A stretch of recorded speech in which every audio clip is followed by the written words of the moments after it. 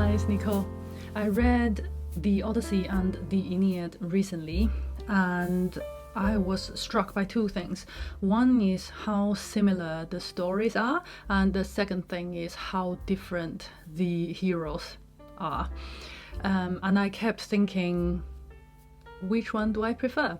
And then I wondered, which one do you prefer? Especially a few of you left me comments to say that you studied it. Well, you studied both of them, maybe all three of them, including the Iliad, in school or in the university. So I wondered, who do you prefer? So today I'm going to look at the Odyssey and the Aeneid mainly together, side by side, and then by the end of it I want to ask you, who do you love and who would you follow? So start with the Odyssey. The Odyssey is often described as Odysseus going home, the journey of Odysseus going home from Troy at the end of the Trojan War. That's only partly correct, because only the first half of the Odyssey is about Odysseus going home. The second half of the Odyssey is all about Odysseus going back, reclaiming his rightful place as a king and as a husband. So if you look at the title of book 13, the Odyssey has 24 books in total, and it just use books instead of chapters, but it's basically the same. So it has 24 books, and book 13 is called Ithaca at Last. So Odysseus already arrived at Ithaca, his homeland, at chapter 13. So all of the second half of the Odyssey is about the revenge against the suitors, etc., etc. So that's the first thing. And the Odyssey has a very interesting structure, and it can be confusing if you read it for the first time, if you're not familiar with it.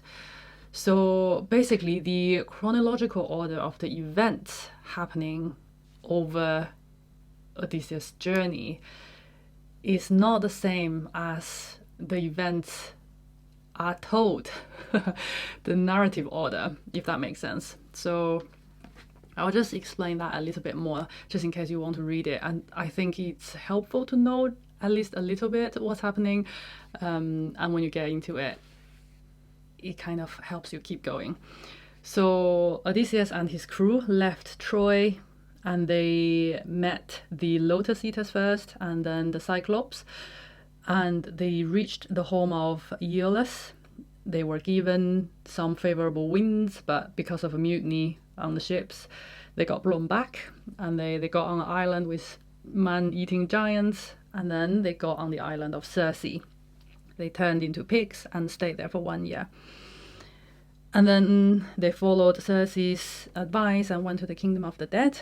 And then they come back up to Circe, and they met the rocks and the whirlpools, the famous rocks and whirlpools, and then they ate the sun god's cattle. Zeus then sent more storms and sank them all. And then at the end, Odysseus reached Calypso's island, and he stayed on that island for 7 years. And then after that, Calypso let Odysseus leave, so he sailed and drifted to the Phaeacians. Don't quote me on my pronunciation. So he met Nausicaa, and then he went to the palace and met Nausicaa's mom and dad, and then he enjoyed the hospitality there and told the story. So if you look at the timeline, the order of events as Odysseus experienced them is very different to the order that we hear about them. So we come right in the middle of it. We come almost at the end of his wandering on the seas. And as soon as we meet him in person, he's almost already going home. As in, he was on his last leg back to Ithaca. I hope that makes sense.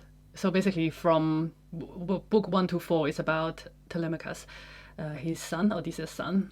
So he went out to look for his father. So book 5 he just left Calypso's island. I have this image of him kind of drifting mid-sea at the beginning of book 5. And then he reached Nausicaa's island. And then he told all of this story happened before he got on Calypso's island. And then by chapter 12, book 12, he finished talking about all these stories. And then that's the real time. As in, that's present time. I hope that makes sense. And then from book 13 we follow him real time. I'm not explaining this very well, but I hope you understand me. The Aeneid comes about 800 years later than the Odyssey. I got the Iliad here. Aeneas is a character in the Iliad, and I find that really interesting. I just like how things all kind of connected. Aeneas is a Trojan warrior, so he fights on the Hector side, just to make that clear at the beginning. A few incidents happened in the Iliad, which I find super fascinating. So in book 5, Aeneas was saved by Aphrodite for the first time, because Aeneas is Aphrodite's son. And it's quite funny. So she saved him, kind of whisked him off the battlefield. And in the process, her hand was injured by Diomedes, I think. Can't remember exactly. And then she immediately kind of dropped Aeneas and then flew all the way back to Olympians, to Zeus, and said, "Look at that, how they hurt my hand. I'm bleeding." I just find that really funny. And then in book 20, Aeneas was saved once again by Poseidon. And this is very interesting. I'll read this for you. This is a prose translation. So in book 20, Achilles had come back to the battlefield. And this section is subtitled Aeneas versus Achilles. So they are just having a fight. And Poseidon says, "This will not do," as in Aeneas was overcome by Achilles and he was nearly killed at this point, in great danger anyway. So Poseidon said, "This will not do. I am very anxious about great-hearted Aeneas. In a moment he will fall to Achilles and go down to Hades, because he took the archer god Apollo at his word, the fool. As though Apollo would save him from an ugly end. Why should this innocent man, who has always given the most gratifying offering to the gods, who inhabit the broad skies, suffer for his involvement in other people's troubles? Let's take action and rescue him from death. Even Zeus might be angry if Achilles kills Aeneas, who after all is destined to survive and save the line of Dardanus from extinction. Zeus loved Dardanus more than any other child he had by a mortal mother, but now hates Priam's line. So mighty Aeneas shall rule over Troy and be followed by his children's children in the time to come." So that's almost a prophecy. We don't know. What was Homer thinking? Obviously, when he wrote this, he couldn't have this nation like Rome in mind when he wrote this, but Virgil did. So when Virgil wrote the Aeneid, he basically took Aeneas from that story and then took that prophecy very seriously, because Aeneas basically is the founding father of the nation of Rome. And according to Wikipedia, it says the Aeneid is a compelling founding myth or a national epic that tied Rome to the legends of Troy. So Aeneas is the ancestor of Rome. According to C.S. Lewis, the Odyssey and the Iliad could have happened, could have not happened. The world wouldn't have been affected very much in terms of, if Odysseus got home, the world goes on. If Odysseus didn't get home, the world also goes on. But if Aeneas didn't get to Italy, if Aeneas didn't survive, there's a massive consequence to Rome, because Rome wouldn't exist, the nation wouldn't exist without him. He's the founding father. So one very significant difference between the Odyssey and the Aeneid is the history, the perspective of history. It's very interesting. You see a lot of almost like political propaganda. I'm not quite sure. In the Aeneid, Virgil would say something like, this is the line of the Roman nation all the way from Aeneas to Caesar Augustus. And I think he lived during the reign of Caesar Augustus. So anyway, I haven't done massive research into this, but just like reading on the surface level, that's already very interesting. Okay, I said one of the things that struck me most is how similar the stories are. Just say a few more words on that. So the Aeneid is basically a combination of these two books. So the first half of the Aeneid is like the Odyssey. It's about Aeneas and his crews wandering from Troy to Italy. And the second half of the Aeneid is like the Iliad, which is about Aeneas and his people warring against the local Latins.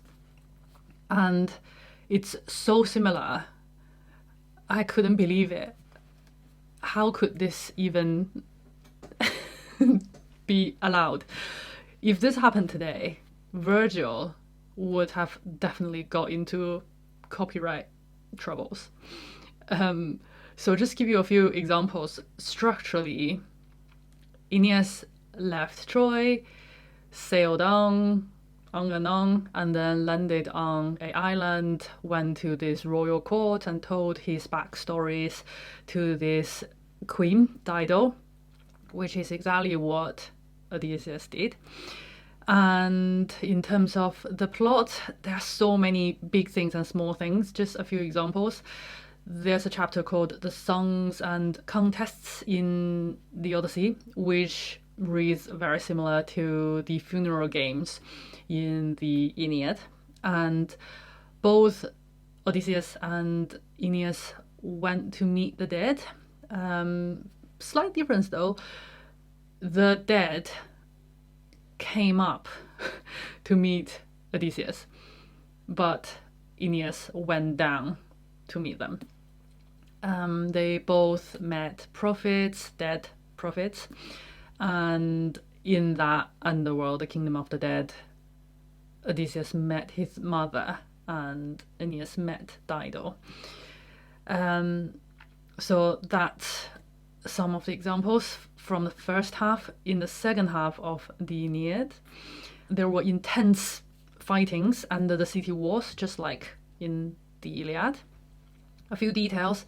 Vulcan made a shield, a fabulous shield for Aeneas, just like he did for Achilles. And Virgil doesn't just stage a single battle between Aeneas and Turnus, I think. They even did exactly same chase and run as Hector and Achilles did. My hands are tired holding those books up. One fun thing though, when Aeneas was traveling across the seas, he traveled across very similar areas of the seas and met the same whirlpools, the monsters and the rocks as Odysseus did. And on Calypso's island, they even picked up a crewmate, a comrade that got left behind by Ulysses, by Odysseus. Though the individual episodes of the stories and the structure of the stories are so similar, but the subjects are very, very different. The Odyssey is about Odysseus going home, going back to where he comes from, and to restore the order of the old. But the Aeneid is about Aeneas leaving his home behind and setting out to find and fight for a new place, to build a new nation, to start a new order. I find that very interesting too. Let's look at our heroes. Odysseus. I really liked him when I read the Odyssey. I made a whole video about him. I'll link it here. He's wise and he's brave.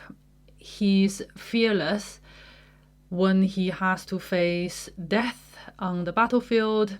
He's not a coward, he doesn't run away. But at the same time, when the situation is really bad and he's kind of overwhelmed by the enemies, he's not going to stand there and just be killed. He's kind of sensible in that way. He's not stupid to get himself killed just for the glory of it. That kind of thing. And I also feel like he did a lot of dirty works for Agamemnon.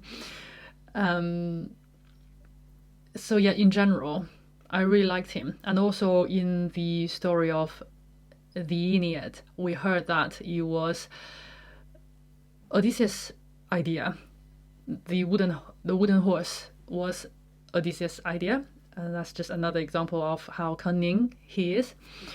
So I have this certain image of Odysseus in my head before I reread the Odyssey. The first time round, I think I didn't get very much. So I was really surprised by the Odysseus in the Odyssey because I feel like he sounded very different to the Odysseus I knew from the Iliad. Especially from this episode, Book 9, in the one-eyed giant's cave. I was like, what is this? This is so out of character. Anyway, I'll just tell you a little bit. So they got trapped. Odysseus and his crew, a few men, got trapped in this giant's Cyclops cave. And they got gobbled up every day. So they were trying to escape. And then they did escape. And they made onto their ships, quote, but once offshore, as far as a man's shout can carry, I called back to the Cyclops, stinging taunts. So, Cyclops, no weak coward you was, whose crew you bent to devour there in your vaulted cave. You with your brute force, your filthy crimes came down on your own head. They blinded him. You shameless cannibal, daring to eat your guests in your own house, and Zeus and the other gods have paid you back. That made the rage of the monster boil over. Ripped off the peak of a towering crag, he heaved it so hard the boulder landed just in front of our dark prow, and a huge swell reared up as the rock went plunging under, a tidal wave from the open sea. The sudden backwash drove us landward again, forcing us close inshore. But grabbing a long pole, I thrust us off and away, tossing my head for dear life, signaling crews to put their backs in the oars, escape grim death. They threw themselves in the labor, rolled down fast, but once we'd ploughed the breakers twice as far, again I began to taunt the Cyclops. Men around me trying to check me, calm me, left and right. So headstrong, why? Why rile the beast again? That rock he flung in the sea just now, hurling our ship to shore once more. We thought we'd die on the spot. Please don't do it again. If he'd caught a sound from one of us, just a moan, he would have crushed our heads and ship timbers with one heave of another flashing, jagged rock. Good God, the brute can throw. So this is the comments from his shipmates. So they begged, but they could not bring my fighting spirit round. I called back with another burst of anger.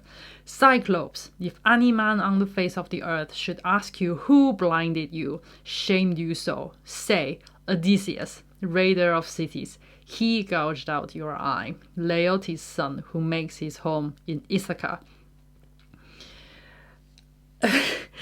So that's what he said. And then the Cyclops now know his name. And then, so the Cyclops said, but at that he bellowed out to Lord Poseidon, thrusting his arms to the starry skies, and prayed, hear me, Poseidon, god of the sea blue mane who rocks the earth. If I really am your son, and you claim to be my father, come, grant that Odysseus, raider of cities, Laertes' son, who makes his home in Ithaca, never reaches home. Oh well, Odysseus, it's all your own stupid fault then. Why do you do that? It just sounds so different to the Odysseus I knew. It's so unlike him. If he hadn't done that, he would have gone home ages ago. But anyway, so that episode really surprised me, but that kind of shows Odysseus' spirit and character, a new aspect of him that I didn't know. He's really reckless. He can be really reckless. And there's other episodes of stories that shows his whimsical, again, reckless side as well. Who was it? Was it Circe or somebody said, you're going to go past the sirens, don't listen to them, otherwise you'll never get home, unless you ask your crewmates your crew to tie you up on the mast and then kind of let them stuff their ears, and so you can listen to the sirens' songs but let them sail on. And then Odysseus, of course, chose to hear the sirens' songs. But it's like once in a lifetime. If I'm going to go past some parts of the world that's going to have some wonderful, miraculous sight, I'm going to hear the siren songs. Of course I want to hear it. But in that incident, the crew made it. They stuffed their ears, so they didn't hear the siren song. So they made sure the ship sailed on and everybody was safe. So there was no price to pay, in the sense that nobody died. But the Cyclops incident, the price is very high. He lost all his men as a result of his taunts, just because he couldn't keep his mouth shut because he was so angry. I don't think that was very wise, and I don't think he's a very good leader in that sense. You lost all your men. That's not a good leader. But in contrast, Aeneas is a wonderful leader. He gets up in the morning to scout out the land when they first landed on something. Before everybody else woke up, he would go hunting, bring food back. When there's a decision to make, he would lose sleep and asked for advice. He was always sacrificing to the gods. He's responsible. He's an amazing leader, and he led his people and got to the final destination. One of the biggest example of his sense of duty is, of course, the episode of Dido. So he fell in love with Dido, and Dido fell in love with him, and they lived together for a while. I don't know how long exactly. They were happy. I think they were genuinely in love with each other. Dido was definitely in love with him. But when the gods came to kind of remind him of his destiny, to say that your destiny is not in Carthage with Dido, your destiny is in Italy. You are supposed to found this nation in a different place. You need to go. You can't stay here. And he just said, oh well, that's a shame, but fine, I'll go. He just left her. And it was quite unbelievable. But he made a decision, and that decision shows his character. That's who he is. Duty comes first, even before love. And his personal pleasure, definitely. So that shows who Aeneas is compared to Odysseus. Even if you just compare these two incidents, for the pleasure of listening to the sirens, for the pleasure of shouting some angry words, the consequences and the motivation says so much about these two men. So, what do you think? Who do you love and who do you follow? I don't know if this makes a difference it makes a difference to me, a very crucial fact, that all of Odysseus' crew was lost along the way. He got to Ithaca all on his own. But along the way, it was fun, it was thrilling, it was full of adventure. You got turned into pigs, all sorts. Before Aeneas, apart from 2 people, I think, he lost along the way, and those are not his fault. Apart from those 2 people, everybody made it. I think that says something about different styles of leadership. So as leaders, I personally would definitely follow Aeneas, no doubt. I'd love to be able to survive. But I have to say, as a person, Aeneas is not the most interesting person. Like, say, if I am Dido, I'd rather not to choose Aeneas and not to fall in love with him in the first place. But I am not Dido.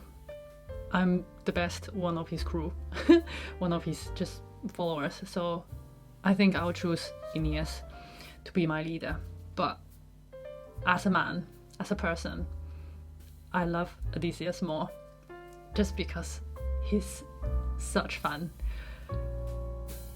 Life with Odysseus would be a very exciting life.